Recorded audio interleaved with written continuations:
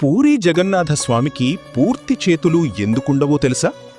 ఒకరోజు ఇంద్రద్యుమ్న మహారాజు స్వప్నంలో మహావిష్ణువు దర్శనమిచ్చాడు. విష్ణువు ఇలా అన్నాడు: సముద్రతీరానికి వచ్చే దివ్యమైన చెక్కదుంగతో నా రూపాన్ని తయారుచెయ్యి. మరుసటి రోజు నిజంగానే సముద్రతీరానికి ఒక పవిత్రమైన చెక్కదుంగ వచ్చింది. రాజు ఆశ్చర్యపోయాడు. అప్పుడే విశ్వకర్మ ఒక వృద్ధ శిల్పి రూపంలో వచ్చి, నేను తలుపులు మూసుకుని విగ్రహం తయారు చేస్తాను, కాని ఎవ్వరూ తలుపు తీయకూడదు అని చెప్పాడు. రోజులు గడచాయి, కాని లోపల ఎలాంటి శబ్దం వినిపించలేదు. భయపడ్డ రాజు చివరకు తలుపు తెరిచాడు. కాని అప్పటికే విగ్రహం పూర్తిగా తయారు కాలేదు.